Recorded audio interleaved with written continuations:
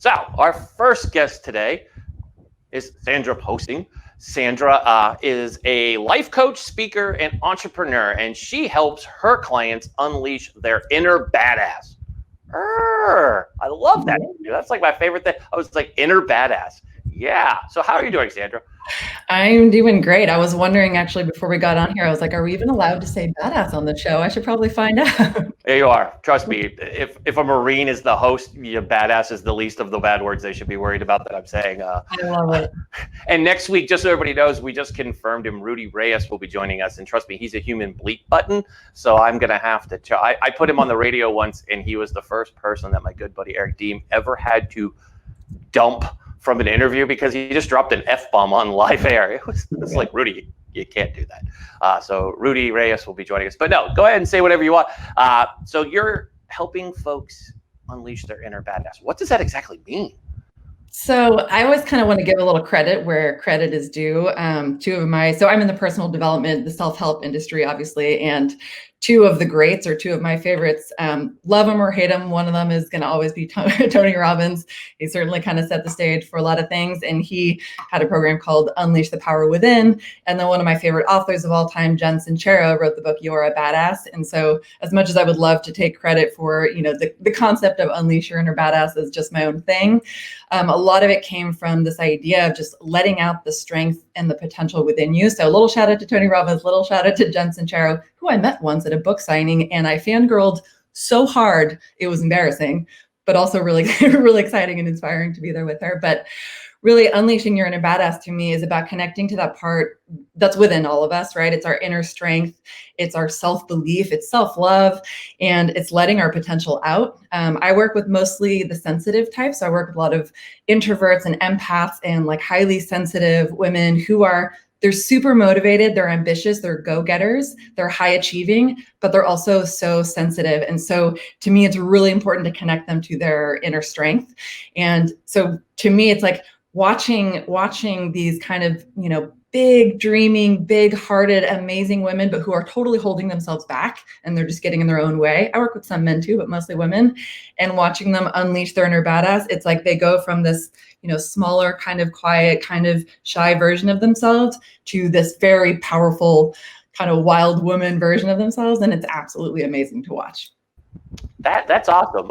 Truly, inspiring. It's good to unleash your inner badass. I know we had Lisa on the show last week, and she was talking about the Marine mentality. Obviously, I identify with that. The whole adapt and overcome. She spun it and used the Marine mentality. Same thing in our little world.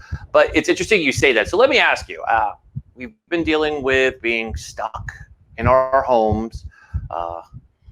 Just doing our best. I guess it's great if you're an introvert, but for us outroverts who want to be out, I miss going to restaurants, movies, bars. I just like being outside. I actually miss traveling aircraft. I never thought I would miss going to a conference, but I actually miss going to conferences. It's weird. What are you telling folks to kind of keep their head up during this tough time? Oh man. So, for everyone, a lot of it has to do with knowing what you personally need, right? So I'd say there's lots of guidelines and ideas out there that can help for, most of us, but we're all unique, and so whereas for most of us, things like self-care are going to be super important, maybe getting more sleep than we normally would, things like that, and staying in, for the extroverts, especially getting lots of social contact virtually through Zoom, checking on family and friends. For us introverts, yes, it's easier to just kind of stay home because we're used to it. But really more than anything, it's about knowing what you personally need. So like, that's what I'm always coaching my clients on, is for them to know who they are, know what makes them tick. I also work with a lot of empaths and highly sensitive people, which means that we wear our heart on our sleeves and we feel all the feels like really, really deeply. And so my empath clients, they feel not only their own, stress and anxiety and whatever's coming up, but they feel the weight of the world. They'll be, crying their eyes out for somebody on the other side of the planet because they just read a sad story or a heartbreaking thing. And so for the empaths and for all of us, but especially those who are a little bit more sensitive, it's so important that we are boundaried, that we set some boundaries around things like how much media we consume, and also that we up our self-care. To me, the ingredient, like when this all first started, the first week, I was kind of just a hot mess. And then I had a week to kind of get my bearings, and I tightened up my self-care a little bit. I put up some boundaries. And then since then, I've actually been doing really, really well. And I still feel all my feelings, but I let them out in really healthy ways. That's something else I always teach my clients, is to feel their feelings. This is kind of a gross metaphor, but gross metaphors are really helpful. It helps us understand it, I think. So think of like you've got like an open wound on your arm, and that wound is kind of like you having your feelings. And so much of us, I think in society, we're taught to stuff our feelings down, bottle them up, don't show emotion, that's weak, blah, blah, blah. But the problem is, just like a wound needs to be cleansed and get some air and cleaned, and then, you put a fresh Band-Aid on there every day. That to me is like allowing ourselves to feel our emotions and to let them out and move that energy in really healthy ways. But when you don't do that, it's like, you look at this wound and you're like, that's disgusting. And you bandage it up and you never want to look at it again. And then every day you think about looking at it and you're like, no, that's gross. And then it just kind of festers. And then we just ignore it more and more and it gets worse and worse. So for everyone, I really encourage people to feel their feelings and allow those emotions to come out, but just to do them in really healthy, nourishing ways. And for those of us who are empaths, introverts, and highly sensitive, it's even more important that we let them out. Like even just before I hopped on here, for example, I had a 2-minute dance party, which is a great way to move energy. I want to have a 2-minute dance party. We should start the show with a 2-minute dance party. Great. We're doing that starting next week. 2-minute dance party. They're like, oh, great. Eric's got another bad idea. That's what we do around here. Bad ideas. TikTok's like my new addiction. I could get lost in TikTok. It's fun to get lost in TikTok, right? You're just like, hey, I'm in TikTok. So it's great. You bring up talking about distancing. It's funny, media distancing yourself.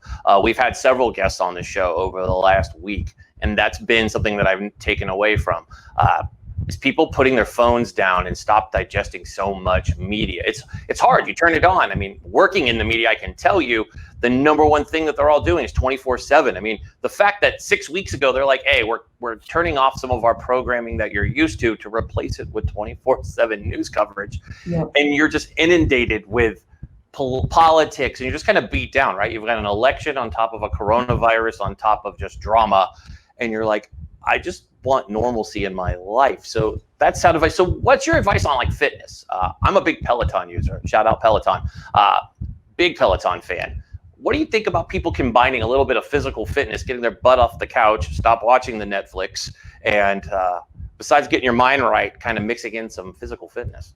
Oh, I love that. As a former fitness professional, I was a boot camp instructor and personal trainer for about 7 years in San Francisco back in my 20s. And it's still just a huge part of what I'm all about. I feel how big of a difference it makes to me. I'm also married to a CrossFit coach. And right now we've got more or less like CrossFit gym in the garage, and we're in there for 90 minutes a day doing our thing. But my thing is always, it's not about you have to do CrossFit or you have to do yoga or swimming or Peloton or whatever your thing is. Kind of like with like what I was saying before, it's important for each of us to find what works for us, so really checking in and being like, what do I actually need right now? A lot of people, given the stress and the anxiety and how crazy their life is trying to homeschool and work from home and juggle all these things and take care of themselves, like maybe they used to love going out and, I don't know, training for a marathon every day. But right now, what's going to be most nourishing is actually to do some restorative online yoga or something. So I encourage people absolutely stay moving and to find the things that are going to work for you personally. But it's also, I'm sure some people would love to be going to like a fancy Pilates studio every day or going to their favorite boxing gym every day. But you do what you can with what you have where you are, So right now we're at home, we have limited access to things. So we do what we can, we get creative, we think outside the box. But the most important thing for me is just to, get your ass up and moving in some shape or form every day, again, to move that energy and move the emotions for our physical health, but also for our mindset. I'm such a nerd on mindset stuff, and exercise is what I found to be one of the most consistent ways to stay really on top of keeping our mindset sharp too, especially in uncertain times like these. I love that you said that, because one of the phrases that I've been using is discipline over distraction. It's very easy to sit down and do absolutely nothing. It's so easy. It's so easy to get stuck in this depression side of the house.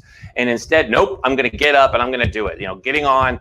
And it's, again, CrossFit community, we've been part of one. They're amazing. Same thing with Peloton. Whatever community you're part of, I love these group settings, and Peloton reminds me a lot of CrossFit. And both communities are very much the same. They both tell you really fast that they do it. So shout out to CrossFitters and Peloton people. That's what we do. But I think that's a big thing, right? Discipline over distraction. And I know you've covered that. It's amazing that we kind of run the same wavelength there. So before you go, tell everybody how they could get a hold of you. We've been sharing your links in the feed, so we have them there, and they'll be on the YouTube when we're done here. But tell folks how they could get a hold of you and learn more. So I'm super easy to find. As far as I know, I'm the only one of me with my name. It's a pretty unique and unusual last name, and I'm the only Sandra Possing. You can find me anywhere. Most of the social media platforms, it's always going to be the same /Sandra Possing. My website is sandrapossing.com. I'm on all the social medias. I haven't quite made it on a TikTok yet. I need to sit down with like a 12-year-old and get a tutorial before I understand how it works. But all the other social medias, I'm there. So, thank you so much for joining us. Have yourself a great weekend. We got to have you back on real soon. I absolutely loved our conversation today. So have a great weekend.